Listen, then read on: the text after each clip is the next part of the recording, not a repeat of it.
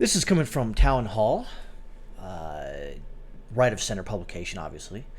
Dems are suddenly up in arms over censorship after liberal group's videos demonetized by Beth Bauman. All right. So, obviously, this has a right of center bent to it, so just bear with me on this.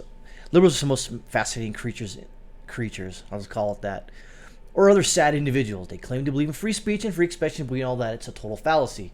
Exactly. They don't believe. No, that's not necessarily. I would say there are some liberals out there who do believe in free speech. It's people like Tim Pool. That's all I know for liberals. But maybe Andrew Yang, maybe Tulsi Gabbard. But other than that, they're all, if it's not what they believe, they'll squash it. This week things took a turn for the worse for liberals anyways. When YouTube demonetized Southern Poverty Law Center's video for advocating white supremacy, the video in question featured journalist Max Blumenthal interviewing prominent British Holocaust denier David Irving. Now, they probably shouldn't have gotten rid of it. They probably should have kept it up, because it's good to know what David Irving believes. He's a Holocaust denier. He's wrong. Therefore, you should have that out there so you know what this guy thinks. This is from YouTube, and it's a quote. "We know this might be disappointing, but it's important to us that YouTube is a safe space for all." I use safe space. I know it says safe place. Same thing. Safe place? What do you mean? You're gonna tell us not to run with scissors? Hold scissors upside down in your hand so you don't stab yourself? You know, do you put a cork on the end of your fork so you don't stab yourself in the eye? What is a safe place on YouTube, on the internet? The internet is not safe. That's how it should be. If content breaks our rules, we're above it. Okay, whatever. According to the LA Times, Cal State San Bernardino Center for Study Hate and Extremism YouTube channel has purged from its social media website, and it's unclear if removal part of YouTube's crackdown. Yes, it was. Thank you, Carlos Maza. Brian Levin, the director of CSUSB's Center for Hate and Extremism, said YouTube's efforts were positive and well-intended. That's a nice way of saying, but their algorithm can't distinguish between different types of content. That's the point. AI has not been honed to the level where it can be distinguished between content that is promoting the most odious bigotry and which is reporting and analyzing it. Levin told the Times. Blumenthal took to Twitter, and you can see it right here.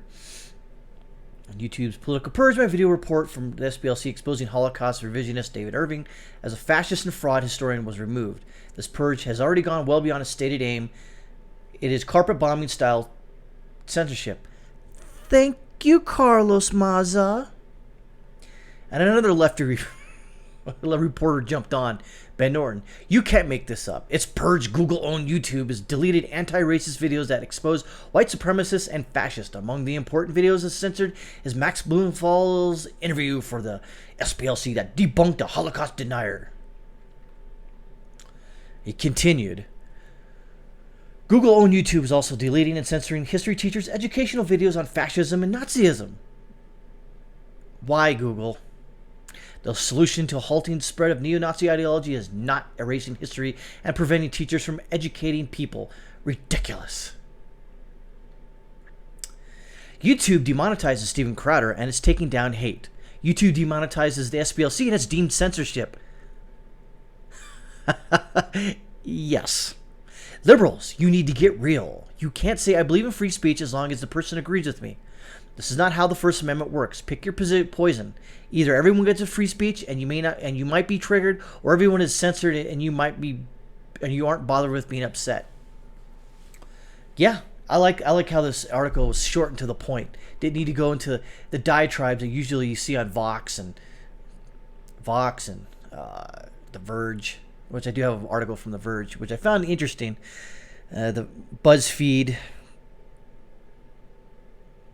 crap feed, whatever those other ones are at. So let's continue on. I'm not going to go into the whole thing, but what I'm talking, this is on the topic of discussing immigration on YouTube. Now I thought that they were going to ban anybody who spoke about illegal immigration. So let's read this last paragraph here. Well, let's read the last two because this is kind of interesting. Still, the move is likely to trigger panic among right-wing. Right-wing? What about left-wing or far left-wing? But, whatever. YouTube channels. In the United States, conservatives have promoted the idea that YouTube and other platforms discriminate against them, which they do, despite the fact there is no evidence of systemic bias. Yes, there is. Republicans have held several hearings over the past year on the subject. Today's move from YouTube is likely to generate a fresh round of outrage, which it will. Thank you, Carlos Maza. Along with warnings that we're on a slippery slope towards totalitarianism, which we are, especially in the tech world. The tech world is a totalitarian, authoritarian, far left-wing, biased entity. And make no bones about it, it is. Of course, thank you, Carlos Maza, case has shown, YouTube doesn't always enforce its own rules. It's one thing to make a policy, and it's another to ensure that the global workforce of underpaid contractors accurately understands and applies it. It will be fascinating to see how the new policy, which prohibits, quote, videos alleging that a group is superior to justify segregation or exclusion, which I have seen some videos that have other races that deem that they're better, that they're still on YouTube right now. I'm not going to put them up. You can find them. Will affect discussion of immigration on YouTube. The company says political debates about the pros and cons of immigration are still allowed. But a video saying that, quote, Muslims are diseased and shouldn't be allowed to migrate to Europe, unquote, will be banned. The changed policy goes into effect today. YouTube said, and the enforcement will, quote, ramp up, unquote, over the next several days. So, what does that tell you?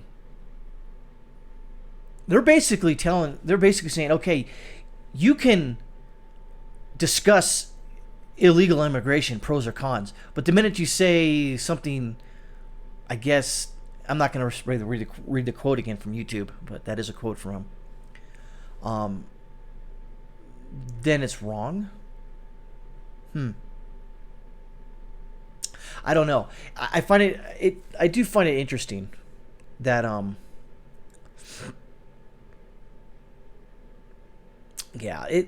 so I don't know. Can you discuss illegal immigration without being banned or demonetized in some way?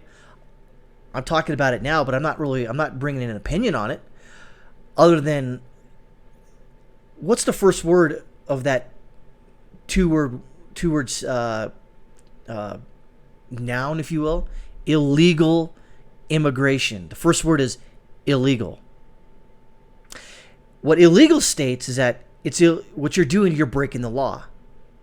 And let's be honest, if you break into someone's house, which is a country, but if you break into someone's house without their consent, or you didn't invite them in, that's called breaking and entering. That's an illegal act under the law. Same thing applies to someone who come across the southern border, and it doesn't matter what race or ethnicity, etc., that comes across the border. If they came across the border and didn't use a border checkpoint with a passport or a visa that allows them into the United States, that is an illegal act. Therefore, it's called illegal immigration. If you plan to break in the country and stay without the express written permission from that country, that is an illegal act. Therefore, it's illegal, against the law, and what? You can't discuss that? It is what it is. You can't just say, well, that's I'm going to ban that speech because it's illegal, or you're going to ban that speech because we don't like it, and therefore it's got a bad connotation to it. Think about that for a second. So we can talk about, say, breaking and entering is an illegal act, but the minute you talk about some entity breaking into a country, calling that illegal immigration, and that's a demonetizable offense, what kind of crap is that? Interesting enough, I'm about it. I'll just say that I'm in favor of legal immigration. You go through the process. It's a long process, unfortunately, but that's just the way the law is right now. I'm not in favor of someone going, you know what, I'm just going to break into this country and be damn their laws and then start taking the benefits away, or using the benefits as far as WIC, if it's children, welfare, etc. That's the point is that you come to this country legally. Yes, and there are cases where asylum cases should be adjudicated, if you will. But a lot of times, they know what to say now. There's like videos being put on TV in Guatemala and Mexico saying, "Hey, when you go to the United States, here's what you say to get yourself asylum claim being adjudicated and pushed through." And that's kind of messed up, but it is what it is, and there's not much you can say about it. But other than that, I'll just end this by saying that this is a good test case. I am talking about it. I'm not saying who's better and who's not.